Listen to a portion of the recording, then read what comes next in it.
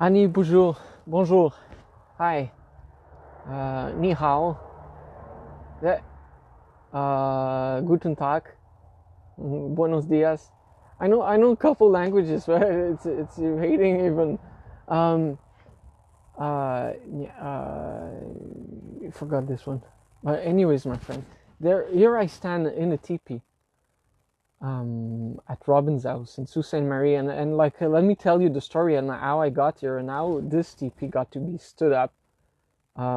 This teepee has been prepared to be there through history, through the colonization and my people, the white people, coming to Turtle Island in North America and taking, let's say, negotiating the land from the indigenous people, and it was taken, signed in treaties, and the treaties, the Huron treaties, said that we would take the land from the indigenous people and let them live there as well. And we would, what we would honor is that we would take care of their health and they wouldn't have to pay taxes. And now my friend Robin has stood here and has to pay taxes for her house. So she fought, she took a battle for that because the treaties say that the indigenous people, because their land was taken in exchange, well, they wouldn't have to pay taxes. Which is not honored. So this is why this teepee is here today, and when I've been asked to keep the fire here.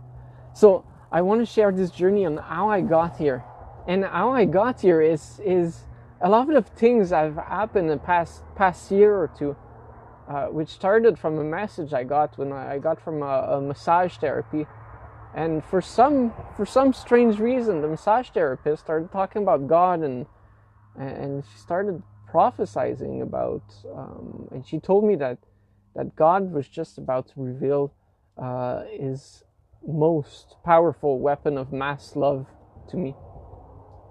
And it was a little strange. I didn't know what it was about, but I felt a great presence around me, and so like a year happens and I go on this journey to bike across Canada. I'm driving, I'm going to go canoe camping, and I see the missing women posters on the reserve, on the Kitigan-Zibi reserve in Quebec, and it put a seed in my heart. I needed to do something about it, and I didn't know what yet. I thought I'd I can investigate. I used to be fire investigator. Maybe find the missing women.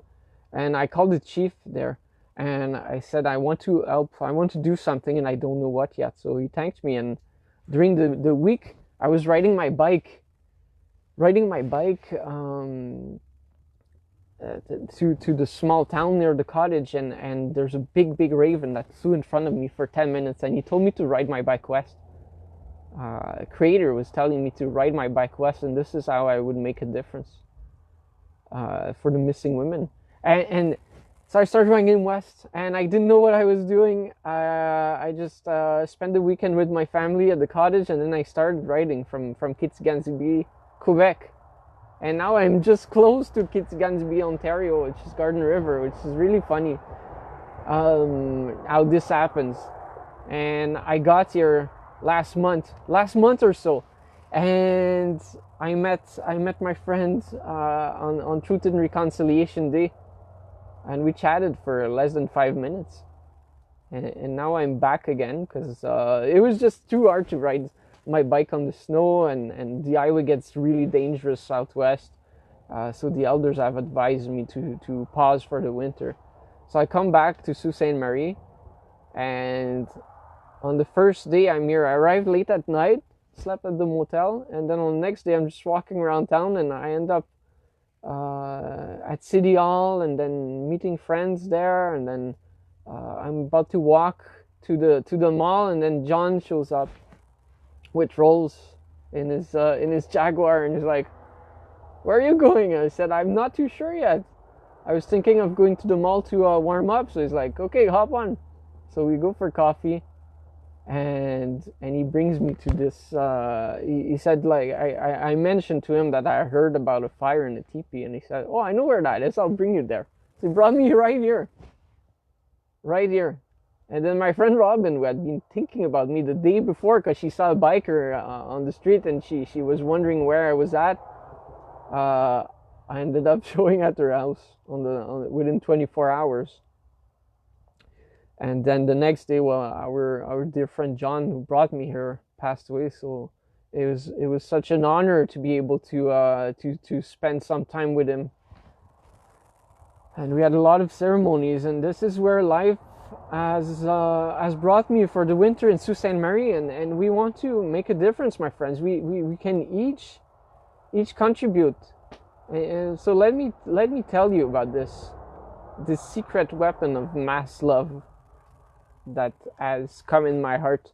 Because 5 years ago, well, I almost killed myself. I really got close to ending my life. I couldn't sleep anymore. I just wanted to die every day. I thought I was worth nothing, that I was just a failure, from letting people bully me all my life. And then I was firefighter and making some mistakes on scene because, like, I was having a difficult family situation, and everything was going wrong. And I thought, like, it'd just be so much easier to give up. I was praying every day that I would just get in an accident on the highway and die.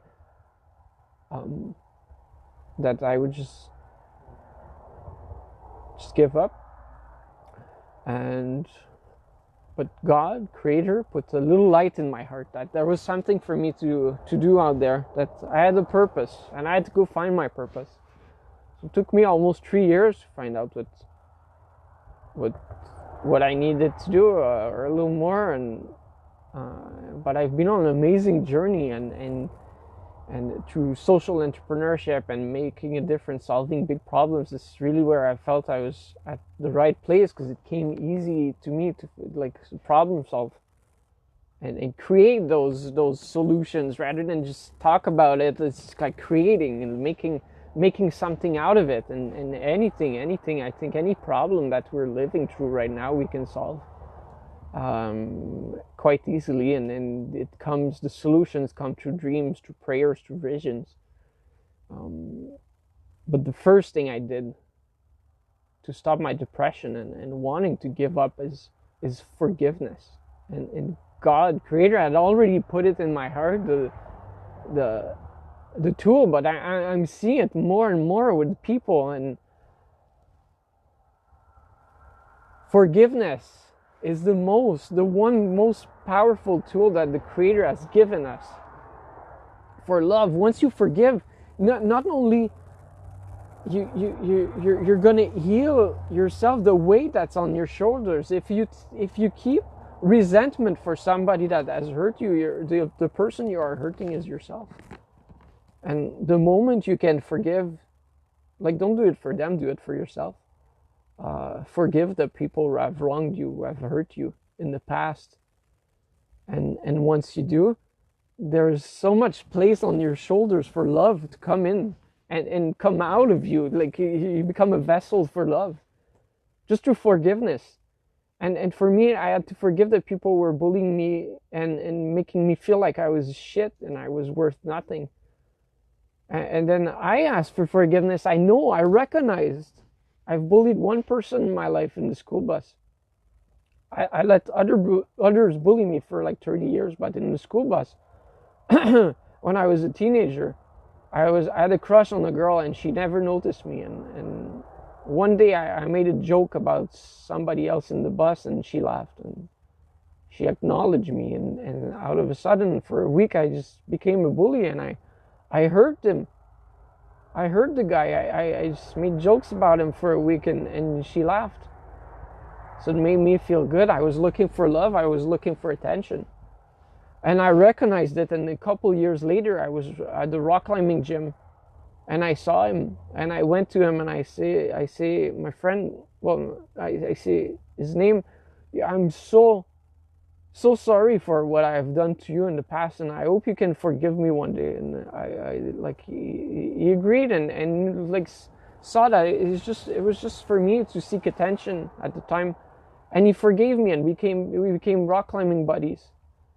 And this asking forgiveness, because we all make mistakes, and when we recognize it and we ask forgiveness for our own mistakes, then it can come, and the people may or may not forgive you, but God Creator will forgive you, and you can forgive yourself as well and make place for love, because we're vessels of love, right?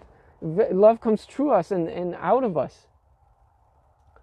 And the moment that you forgive yourself, you forgive the people that have hurt you in the past, or even hurt your culture. I know that there was some disgusting things that the Christian church, the church that I was raised in, the white people, the government have done to the indigenous people to assimilate them.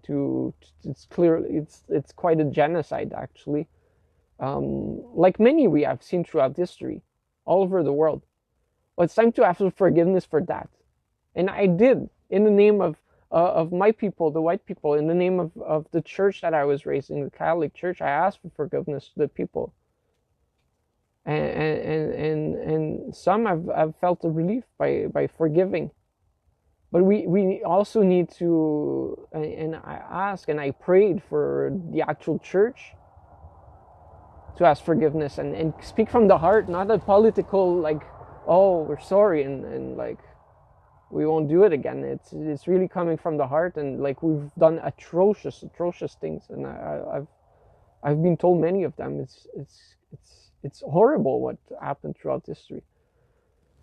But once we forgive, once the people can forgive the other nation, the other people, for what has been done to them, once you can forgive as individuals, oh, this guy peed in my backyard or whatever, stepped on my toes, well, I can forgive for that. Or this guy, this person, this man, this woman, this kid hurt me when I was younger. Hurt in the heart, in the head. But the moment you forgive, it's not to help that person that hurt you. It's to help yourself, to relieve all this anxiety and this pressure that is built up on your shoulders. Once you forgive,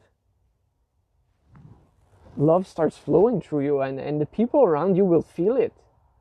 Will really feel it, this golden light of love coming out of your heart.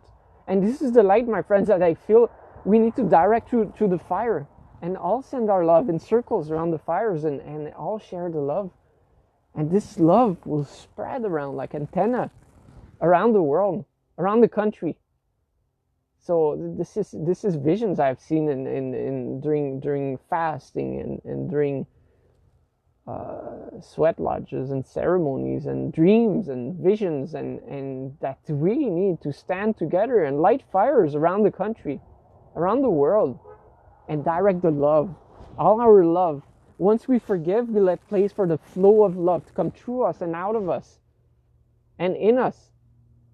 And then this golden light energy will spread around each of us. And this is how we will heal the world. We will heal the people that are maybe not ready, but we can plant the seed and we can spread the love, and this love energy will be felt around the world. It's so important. It's so important, and I'm grateful. I'm standing here in this teepee. I must say, the dreams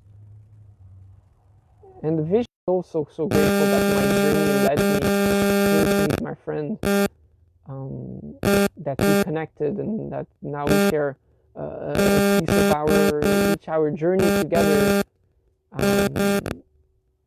at this place, and that it made me realize that it's time to share. It's time to share the dreams, the visions I've had, because it's time for love and peace and harmony, and not just harmony as a word, just harmony within ourselves by forgiving others, forgiving ourselves for our past mistakes. We have all made them. Some are bigger than the others, but we can all forgive ourselves and let place for love. Use the mistakes that we've made. Some people have done horrible things, but what if you use those mistakes and you say, like, I'm truly sorry for my heart, this was horrible, but this is why it will not happen again. And now you can inspire others that are doing those same mistakes to make them see the light that what they're doing is wrong and be a guide for them. Now that's a way to correct your mistake and make things move forward in a beautiful way and make place for love. My friends, we have it in each of us to flow love, to have to be a vessel for love, and love for me is God, Creator, Allah, Spirit. Love is everything around us, is within us, and once you forgive, this tool, this weapon of mass love, forgiveness, you make place for a lot of love to just spread from you. You just become a golden light of love, and the people around you can feel it. And you will see, the people that are hurt around you will heal naturally, just by your presence, because you're love. You're just connected to God, to Spirit, to universe, and you just become a vessel for love. This golden light to go and spread through the fire, spread to like community, like people. The more people have love flowing through them and connect and are together, the more love that we can spread around. It builds up and it becomes like a well, we won't say virus, but it spreads. The love is spread through the fires, the sacred fires that we must light around the country, around Turtle Island, around the world, to direct our the love all over.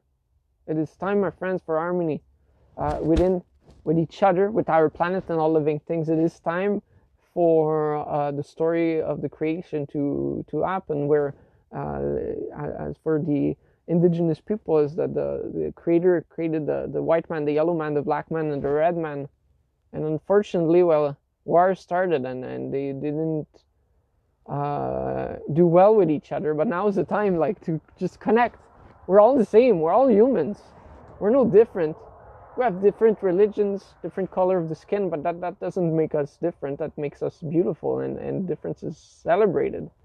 So let's forgive each other for the atrocities of our pasts, for the mistakes that we have done, and the pain that we have caused to others, and forgive forgive the person who has caused you this pain, because it's just putting more pain on your shoulders. As soon as you forgive,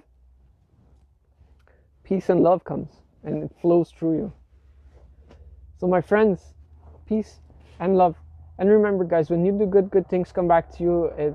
It's just a natural way of karma, and you don't quite expect it, as my friend told me. It just happens, and I'm really, really grateful I had the chance to speak with you today, my friends. Bamapi, or as my friend said, Bamapi Guamak, and as my friend said, Bama peace.